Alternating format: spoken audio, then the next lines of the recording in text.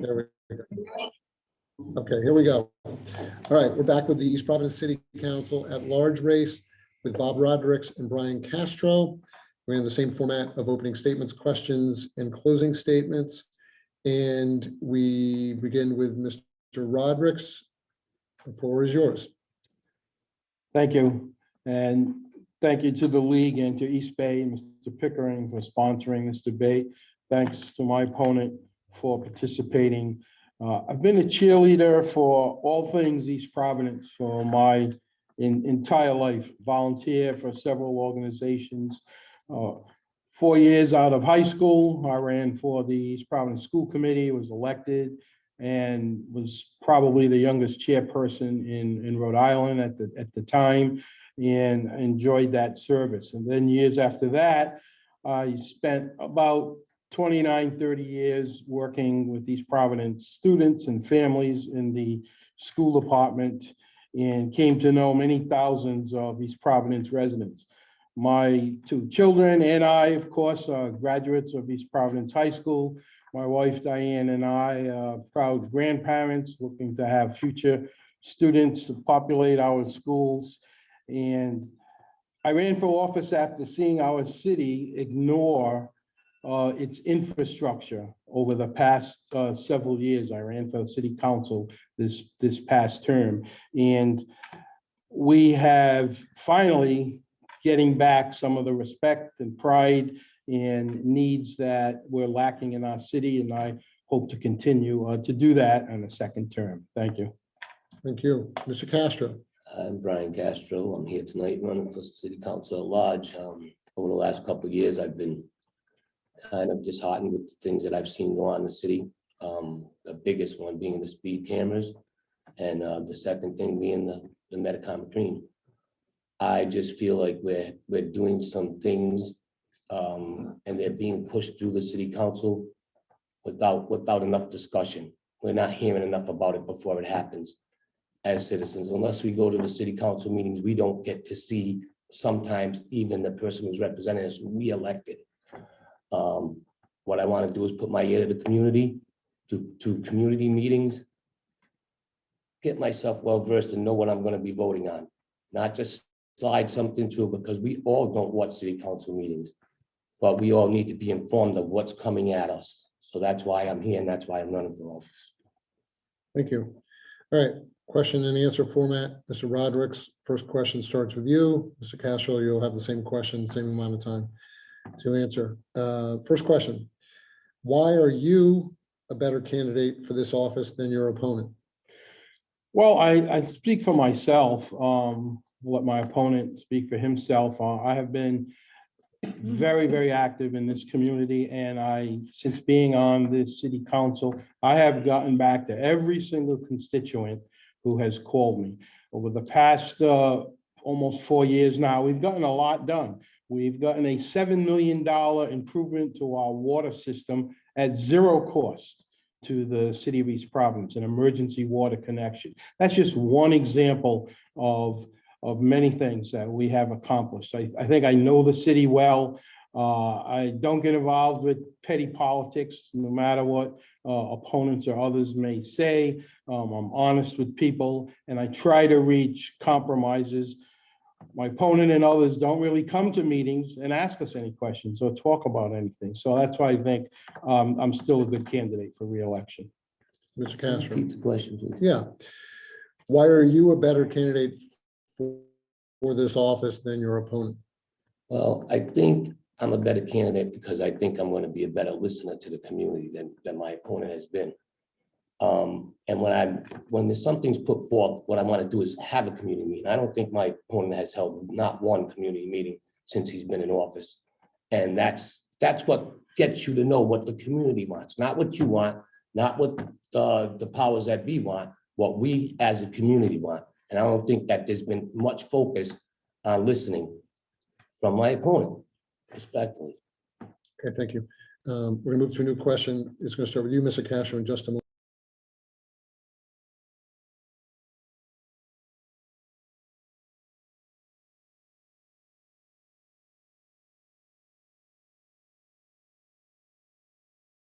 Sorry, I didn't do more room management again there. All right, Mr. Castro, question starts with you.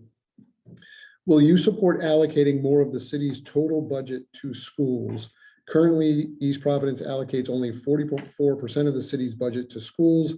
That's significantly behind neighboring municipalities like Pawtucket and Barrington, which allocate 65 and 83% respectively. If so, where would the money come from? I'm going to tell you, I don't have the answer to everything, but I'm going to say I would absolutely support money for schools. I would support an increased budget for schools because I think that the children are the most important thing we have here, and what we need to think about is their future. And as far as where the money will come from, would be something I'd have to look at, educate myself with. I'm not somebody who knows all of these things, but I'm somebody who's willing to learn. I'll listen and I'll learn every day. And all the time, we're here to please the citizens, and I want to please children, especially have them have everything they need. So anything we do at schools, I'll probably be for it. Mr. Rodericks. Well, absolutely. Not only will I have been supporting more expenditures for our schools. We should be at minimum 50-50 and probably at a 60-40, which was promised some years ago, 60% being for schools. Schools make up most of the community. The money comes from a tax base, which has been pretty strong with the amount of businesses coming into our city. It also comes from state reimbursement funds, which brought in a brand new high school at $190 million for about 90 million. So these are the types of sources for our funding. And we lost a lot of good teachers those years when they were disrespected and not supported, and we're getting it back. Thank you. New question. We did talk about, yes. New question, Mr. Rodericks begins with you. Do you support the city's speed cameras, or would you propose any changes to the program? I propose a lot of changes to the program. Number one, speeding is a problem in this city. No one here can deny that. I hear from as many people that think speeding and safety is a problem as I do from people who don't like the cameras. So we have to stick with them for a little longer. I would propose changing the times. Let's go to the 7 to 9, 2 to 4, and get rid of that middle of the day with the cameras being on. We may not need them on Forbes Street, Riverside Middle School. The school is set a quarter of a mile back from the street. Students don't walk to school on Forbes Street. They walk behind the school. They come from the neighborhoods behind Riverside Rec. We have just 4 schools involved. We have a couple of streets involved, and we have hundreds of streets in the city. So we can work this out, and I'm wide open to some changes. Mr. Castro. I'm absolutely for safety and for the cameras at the school zones from the hours from 7 to 9, 2 to 4. I don't think we should have them placed anywhere other than that at those times. My 83-year-old mother has received 5 tickets coming from Bayview, one at 3:58 in the afternoon. So whose discretion is this at? And who's looking at what's going on with these speeding tickets? To me, it's absolutely ridiculous. It's never been put in place. And if it did, there should have been stipulations with advance warnings when you're coming towards it. There's no flashing light going up towards Bayview. There's not anything except those green yard sale signs. That's what I call them. Those are not enough to alert somebody that they're coming into a school zone. The countdown thing, I think, is very helpful. But other than that, it's just not a good show. Next question, Mr. Castro, begins with you. What can the city council, how can the city council support existing small businesses and attract new businesses? This is something that is so important to me, and I need to get myself up to speed on it. But I think that we need to definitely fill the holes in our city and the small business community. How to draw them is something that I'm going to have to learn. I'm not going to sit here and pretend I know these things. I haven't been in the seat yet. My opponent has. He's learned this thing. When he came in, he may not have known him. But what I'm going to do is educate myself and listen.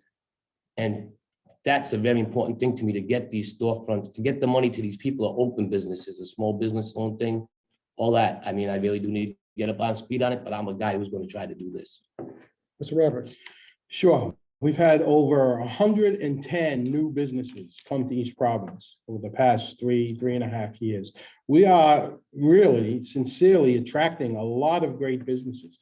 We have a $200 million corporation wanting to settle in East Providence. There are a lot of good reasons for businesses to come here. Why? Well, we need to ask them. My community meetings are all the time. I'm everywhere in the city. I go to businesses, talked to a business the other day on North Broadway, asked them why they came here. And they said they were very happy with the treatment reserved for them by the city. So we need to maybe make the permitting process easier, which I think we've done. We need to show them we're going to have a vibrant waterfront, which will bring in businesses. No time now to talk about it, but great businesses coming to our waterfront. The Arts District is bringing in business. A lot has happened, a lot more can happen. Thank you. New question, Mr. Rodericks, starts with you. What is your assessment of the council mayor form of government and how it's working? Well, I'm a supporter of the council mayor form of government, the city manager form of government, which I knew every city manager we've had going back pretty much to when they first started, except to maybe those in the early 50s when I was in school. We fired 6 city managers in 5 years. It wasn't working. So this system can work.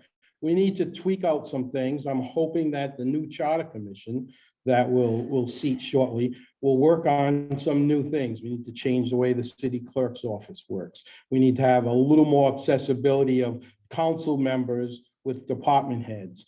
But we are getting a lot of things done in the city. Just look around and listen to the positive comments that I'm hearing from people. The negative comments we'll deal with.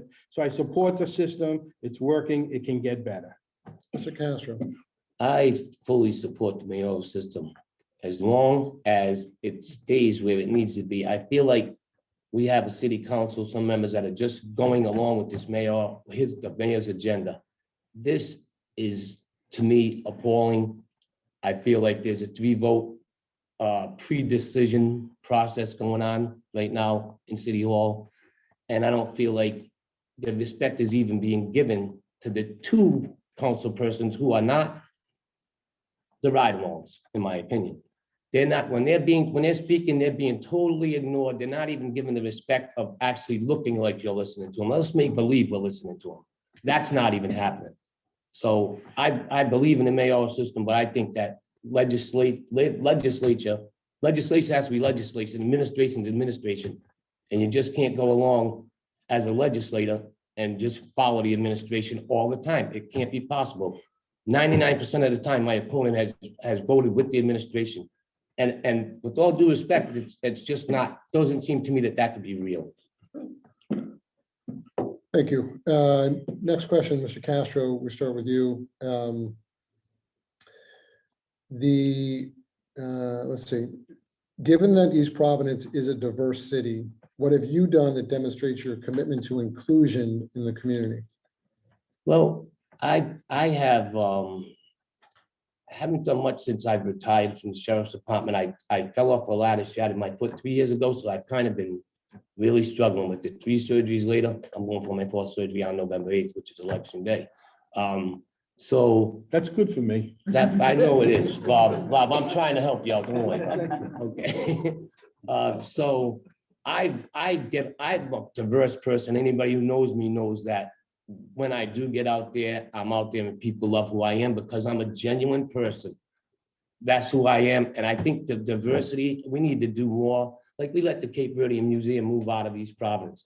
To me, that was just not the move. It wasn't supported nearly as much as we needed it to be. And we, it's just hard to speak of it, but I think diversity is something where you're taught that from a young kid. And in East Providence is a great place for diversity. I love East Providence. I think all the people get along well here. I've been places where they don't. And this is a great community. Thank you. Mr. Rodericks. Well, I've certainly been involved with supporting diverse groups in the city since my high school days. East Providence is a melting pot. And anyone who watches social media, who talks to people in the city at certain days when we have flag raising events. We as a city have been honoring every diverse group. I think we've even come up with some new ones.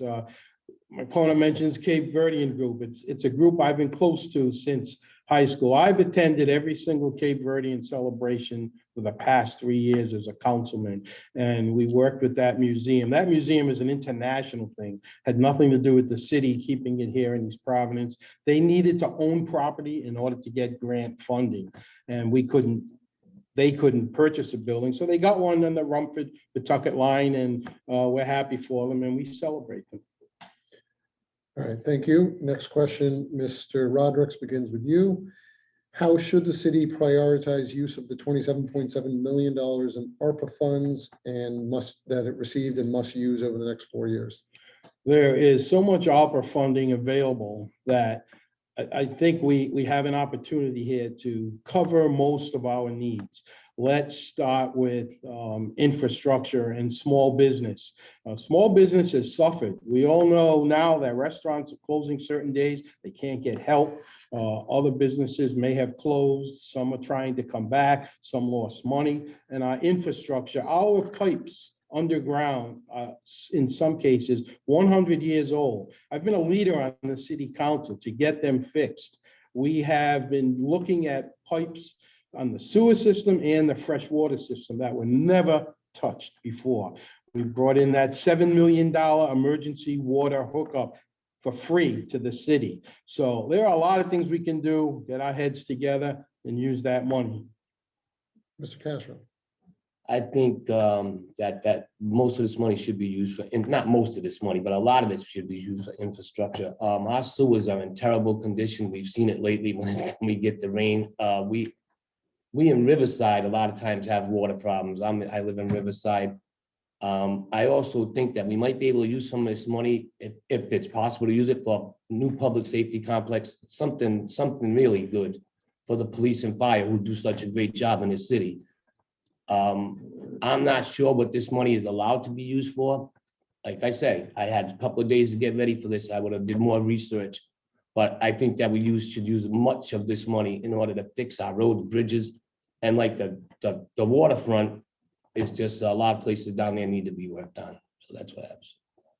All right, we're actually up to our last question. We're flying along here. Mr. Castro, this will go to you first. What policies would you support to guarantee more affordable housing in the city so young people can move in and so seniors can stay here? Would you support changing any zoning restrictions to allow more multifamily housing or accessory dwelling units? For me, that all depends on where it's going to be. Where there's, to me, like I'm in favor of some multifamily housing, but it all depends on the community it's in. If we have single dwelling houses and then we just drop a monster in the middle of it, it's disturbing. It happened to me with the summer house down in Hudson, Massachusetts recently. You know, just all small cottages, all of a sudden 3-decker. So you have to think about what you're doing there. But I definitely support affordable housing.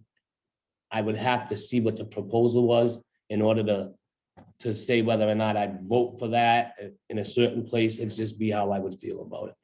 Mr. Rodericks. It's probably the #1 need, the city, the state, the country, housing. How many people we all know are looking for housing? Affordable housing doesn't mean Section 8 housing. It means it's affordable for some people. It's a formula that's complicated. It has to do with 80% of market value, and then you have to figure out person's incomes. And what we've been trying to do is with some developments like the old Flatwaters complex that neighborhood wanted to get rid of, we've allotted some affordable housing for that. As people know, there was some affordable housing set for the Kettle Point project by a prior council before us. Then it got changed, sent over to Taunton Avenue. So there are a lot of things we can do. Zoning, yes, we can do some zoning things, absolutely. All right, thank you. Thank you both. We're going to move to closing statements. So Rodericks, you can go first. You could have up to 3.5 minutes if you choose to. And Mr. Castro has even longer. Yes. So he has up to 4 minutes, but you can have up to 3.5 minutes for your closing statement. And here you go. Thanks. Well, just a little bit of a prepared closing. I don't want to see us revert back to prior city governments like the one that had the State of Rhode Island Budget Commission take over this city. It was absolutely awful. We lost middle school athletics. We lost infrastructure. We lost a lot of good employees. We lost a lot of our city. Decisions were made. That $7 million water repair system for an emergency pipeline that I talked about, prior council looked the other way, wouldn't even vote to do that. I don't want to go back to those years. We've made some progress. My meetings are that I respond to every constituent call. A lot of great things are going on in the city. Our green space and recreation areas have been revitalized after being ignored for years. I'm extremely close to the sporting community in our city. Pierce Stadium was crumbling, falling apart. One of the first things I did when I got on was insist that the mayor fix it up. They did. We fixed fencing that had spikes coming out of the bottom that baseball players would slide into. It had a scoreboard that didn't work in both the football field and the baseball field. We had PA systems that didn't work. We had a lot of fields that were not being taken care of. We're proposing to put a couple of people on. Can't have all these parks, 700 acres of them, from beautiful Crescent Park all the way to Hunts Mills and Rumford. We have some great green spaces and we need to maintain them. So I want to move forward with this and be the voice of reason, common sense. Sometimes we have to compromise, like Metacomet. To me, it was a good compromise. We kept 50% of it green, 9 holes of golf, which I specifically asked them to keep. A buffer area for the neighborhoods, Fisher Street, Lyon Avenue. And yes, they're going to get some development and it's going to bring a tax base to us. So we need to have some common sense compromise. And I think that I've shown in my 50 years or so of activity. I'm a little older than that. So since high school, my family, myself, we are extremely supportive of East Providence. I would like a second term on the city council to continue some of the great things that I think we've done, and we are far from perfect. We have a lot more to do. We're getting there. We're finally fixing a lot of our infrastructure and the arts of our city. And arts district doesn't mean just hanging a painting on a wall. It means the waterfront. It means bringing in restaurants. It means art sculptures like the beautiful ones on the bike path that we see in Riverside and in Whatchamoket Square. So art doesn't mean just color by numbers. The arts district is keeping our city very vibrant. It's cleaned up and businesses are coming here for some reason. Multi-million-dollar ones and small mom and pops. Some of the small closed ones are old decrepit buildings, the old Bennies. You know, we couldn't force something to go in there. So we're doing our best and I would hope for your continued support. Can't talk about everything here, so please give me a call if you have any questions at any time. Thank you. Thank you. Mr. Castro. I'm gonna be, in closing, asking people to consider a new face who may not have all the answers, but is willing to sit and learn as much as he can to help the community. Always listen in the community. We are elected as officials for the city, not hired. We begin to perform as though we've been hired rather than elected. It becomes a problem for me personally. I just think that you always have to remember that the community elected you. You weren't hired by the administration, you're elected. And when you're elected as the first time, just like right now, if I win this election, I'm gonna learn things. Nobody goes in there knowing everything. My dad was a state representative for 18 years in the city of Providence. And he was a great legislator. I feel like when we have an override going on, a predetermined system right now, that nobody's willing to be talked to. You see, it's not enough conversation about what's going on and the things that are being decided on the city council. It's like Before they even get in there, they know how this vote's gonna go. That's how I feel when I go. That's how I feel when I watch it on TV. And although I may not be at meetings, I watch meetings. Those meetings are on television. And me with the crust heel, I watch a lot of meetings, had nothing better to do. I'm passionate about trying to help the people of the city of East Providence. I'm passionate about the green. That is something that I think should have been voted on. Mr. Rodericks here was part of the denial of us even getting a chance to take that by eminent domain. I think he's become much more administrative than he has legislative. And I just feel like we need a new face and we need some fresh, real people in our city council. We need to change. I hope that people will vote for me. I hope the people from Metacomet Green come out and vote full force. Right. Thank you. All right, that concludes tonight's forums. I'm going to turn this over before we break to Susan from the League of Women Voters to close this out. So everyone stick with us and candidates stick with us for a moment. Thank you to all of our candidates who showed up. But here, the two are coming in. Did you see them? Oh, Oh, they're here? They're out there? Okay, Would you get them? yeah. No, just like. okay. He'll make a call. All right, sorry. Okay, the two people who were not able to speak tonight, I understand may be out there and able, I will bring them in and we will introduce them. All right, so then you guys can say goodbye. The recorded forum will be available tomorrow on the League website at www.LWVRI.org, and it will be available up through the election. We have invited the candidates for House Districts 63, 64, and 65, as well as Senate Districts 14 and 18, and the mayoral candidates to debate this month. The debate for candidates for Senate Districts 32 and 66 will be held in Barrington and Bristol.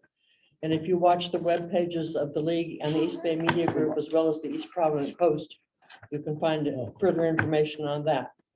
Remember that Rhode Island is a national leader in passing legislation this year to make voting more accessible and more convenient for all of you. You don't have to wait till November 8th to vote. You can apply for a mail ballot up to October 18th, which you can return by mail or in a drop box at City Hall before Election Day. You can vote early in person during City Hall's normal hours beginning October 19th and also on Saturday, November 5th from 9 to 1. We thank our candidates for their participation. We thank you, Scott, and the East Providence Library for providing the technology and space for this forum. And we thank our League members who generously volunteer many hours to organize and present these forums. I'd like to introduce the two candidates who were not able to debate tonight because their opponents were not available. Would you come over here so that you can be seen by the owl? Our fabulous technology.